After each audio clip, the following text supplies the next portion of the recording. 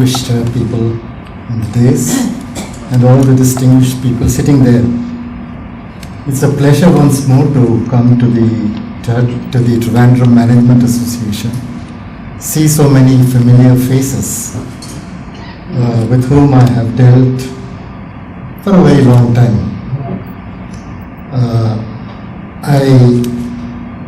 Our subject today is Ratan Tata and his contribution to the ethos and to the growth of India. Now I must confess that unlike Mr. Shabrinathan, I have not worked directly with Tata, in the sense that when I joined the Tata boards, by that time he had already handed over. In fact, even Mistry had handed over, and he was chairman emeritus, Chandrasekhar was chairman.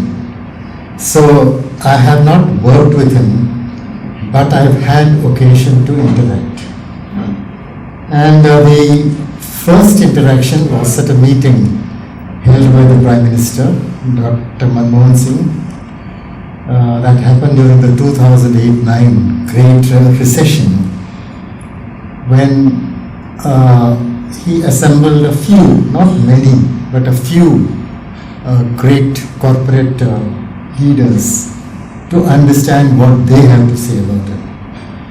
So I was sitting in my seat on the same row as Mr. Ratan Tata. Ratan Tata was also, as the biggest of the big corporate chieftains, he was sitting with the Prime Minister.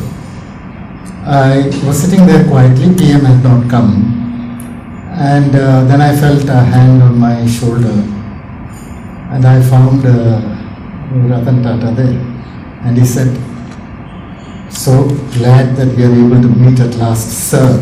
He was serving me. I mean, he was a very, very great man. I felt highly embarrassed because I had not met him till then. I was meeting him for the first time. All the corporate chieftains used to come to me. More when I was revenue secretary, because I was dealing with income tax and so on. And later as cabinet secretary. But he had not come. Tata employees had come, some of them. But basically the difference between Tatas and the rest of the corporate world is that they don't have to depend on officials or on officialdom. Tatas runs a clean, completely honest, completely transparent organization. And therefore, they don't need to curry favor with anybody.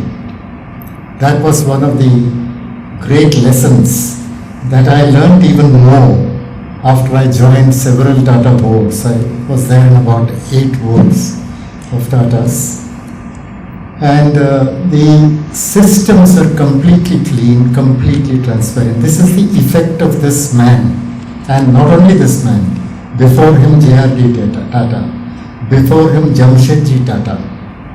All of them left the Tata house as such, left kind of a system of transparency, cleanliness in administration. And that is what I saw increasingly when I went to these Tata boards. Everything was done very systematically.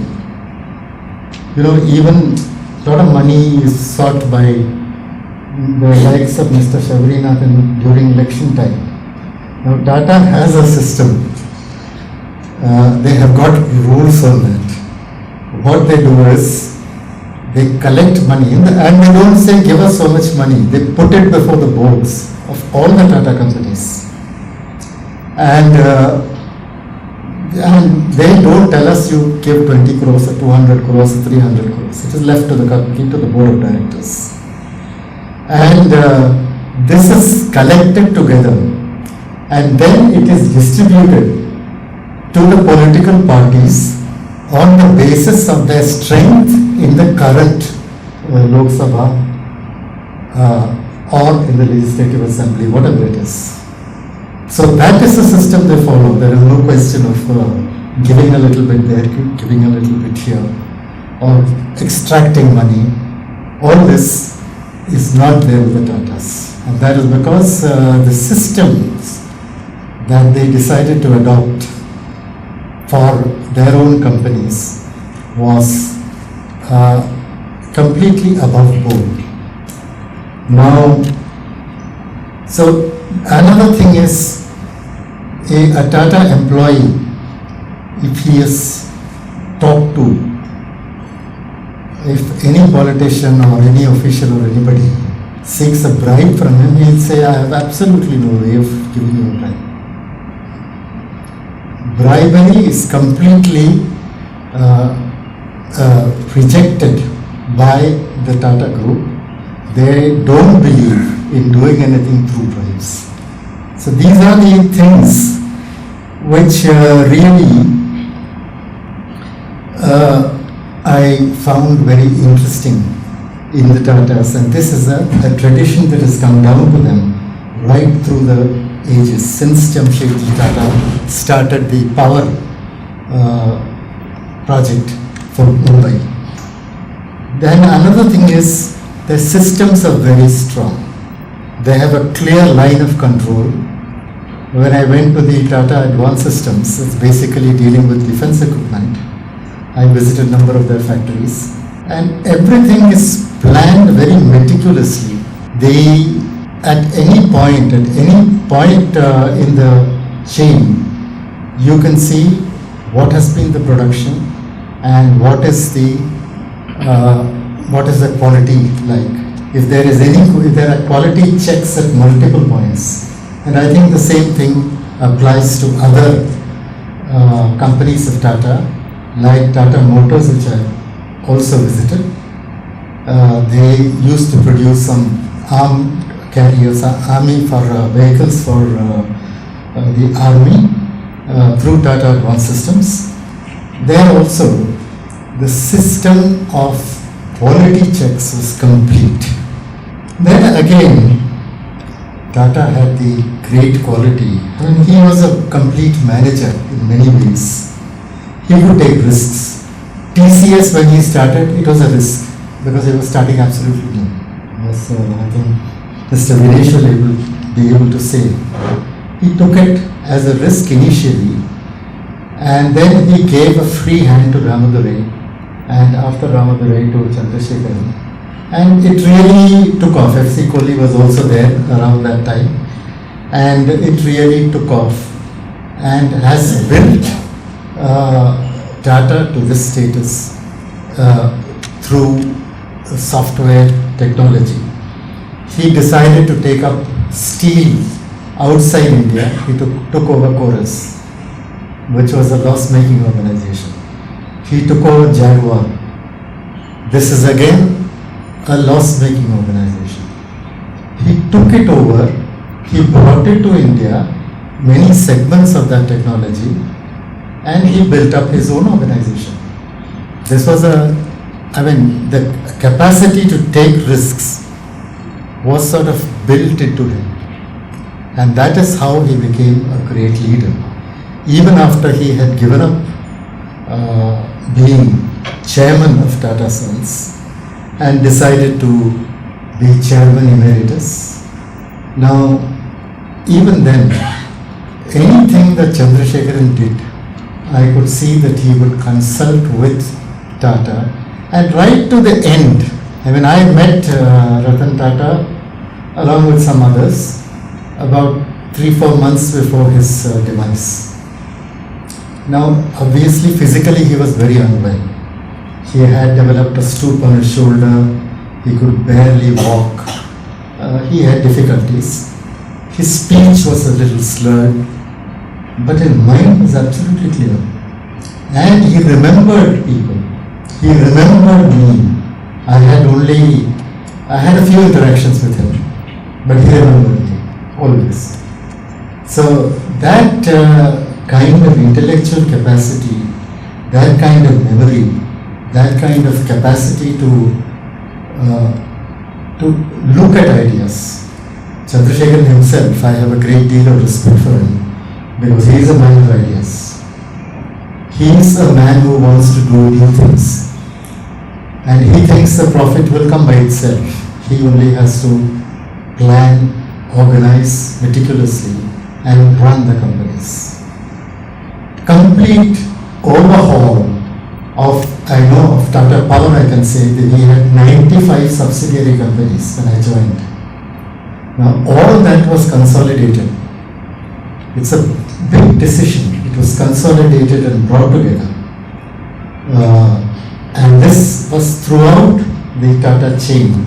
The whole thing was brought together, and Tata Sons itself became an integrating point. One of the points that I felt when I joined Tata's was that companies are working at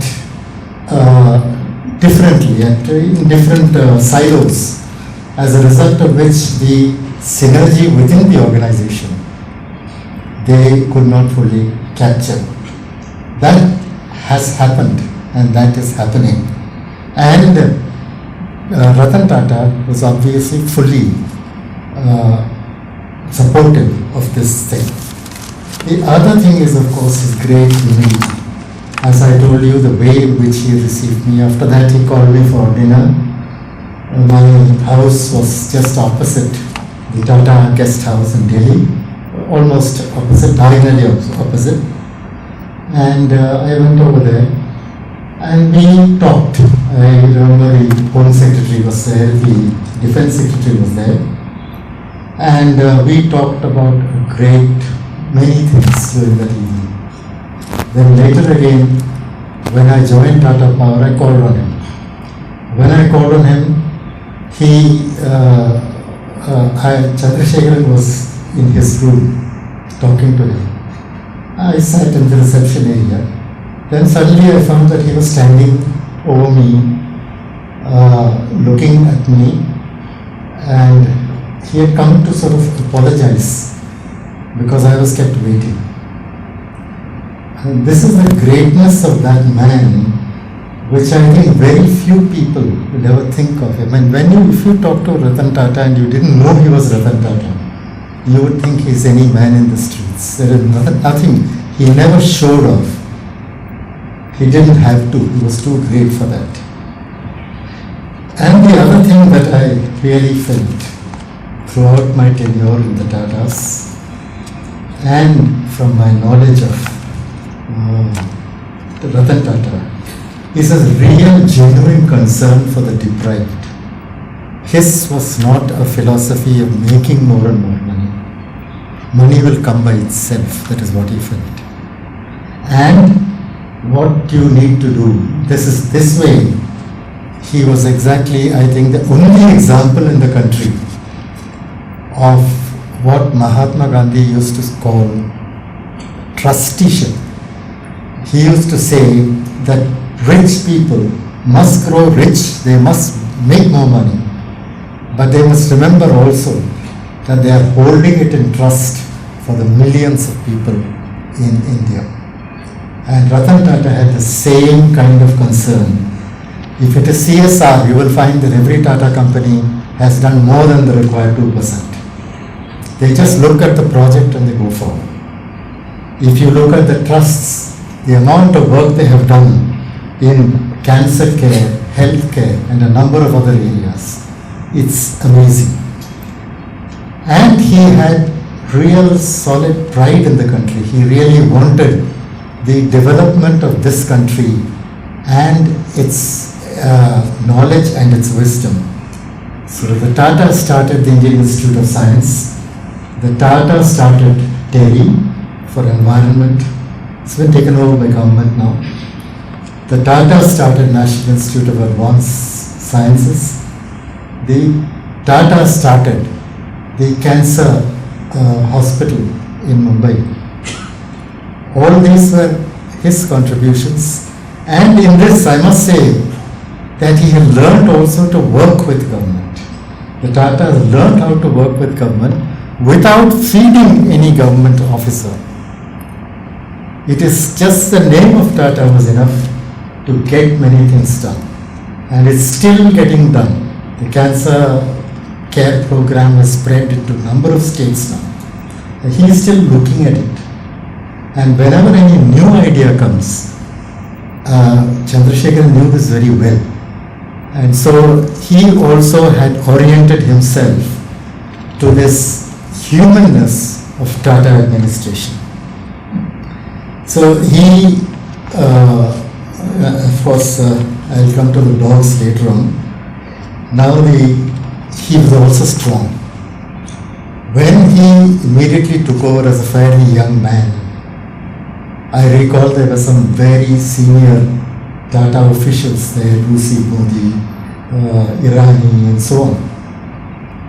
Now he felt that they were now becoming a constraint, so he decided suddenly to change the rules and to say that an age limit should apply. So after that all employees had to retire at 65. That became a rule, and that kind of strength, when the 26/11 episode took place and the Taj Hotel was completely ruined virtually, Tata said that I will rebuild it. And he rebuilt it in 1 year. It was inaugurated after exactly 1 year. A great achievement. And he never complained. He never complained. He knew that this was a crisis that had happened for the country. He built it up. And when I went, I used to go and stay in when I went for the board meetings in the Tata Palace Hotel in front of the gateway of India. And I used to ask them, don't you have any kind of bullet marks or something which you have, at least as a memory, kept it, retained it? They said, no, we have completely wiped it out. So the stories I used to hear about 26/11, I used to hear from the people who had been working there. Somehow, another great quality of Tata was the way in which he could get people to work. The name of Tata meant a lot to every employee. And even when the crisis was going on, these people were still on the job. They were not running away. They were trying to save as many people as possible. And some lost their lives. Some lost their lives. But still, they were able to do whatever they could to save as many people as possible. That was he working with a team came naturally to him. It came naturally to the Tatas. That culture had spread down all the way. And they felt also that working with the Tatas, they felt important. And they felt they had to give up their best. So that is the story that 26/11 gave us.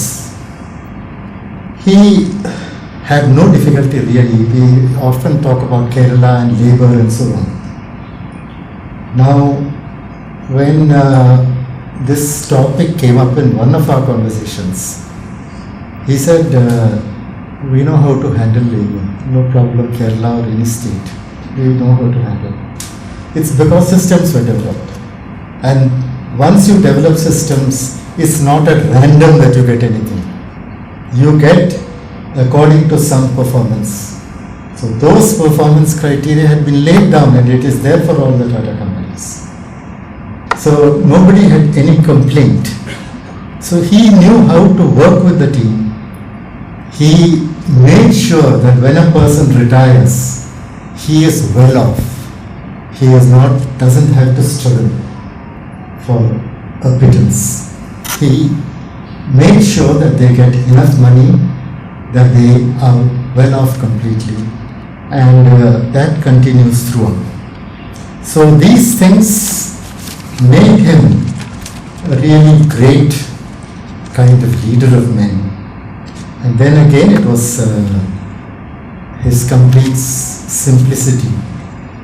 when the 26-story mansion of Mukesh Ambani was built, he did say somewhere that I don't know what people will do in such a big place, and why should you spend so much of money? Sorry. And again, he wouldn't be the person who will spend a lot of money on fancy weddings. That kind of thing is not Tata.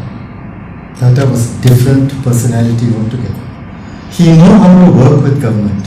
He could work with the ministers, he could work with the officers. Even at the state level, he had the capacity, the humility to go and talk to officers wherever required. And they all felt the same. And the one thing that happened when I went for the first time to Bombay House, it's a very simple building. It is just one little, it's like any other building on that road.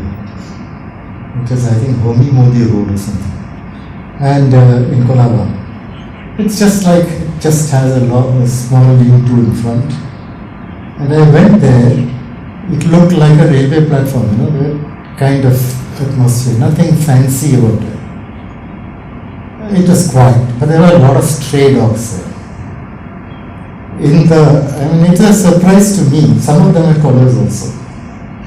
And later, when I went to meet Mr. Tata in his office, which is about 2 kilometers away, there was a dog there. A stray dog sitting there in front of his office also with a collar. Then Tata again, that courtesy, the gentleness about him. He came and took me to his room, and then he accompanied me to the elevator. And he told me this fellow, apparently when Tata shifted, so he told me that this dog was there in Bombay House in front of his room. When he shifted to his new office, which is 2 kilometers away, this fellow found where he was and came and decided to settle down there.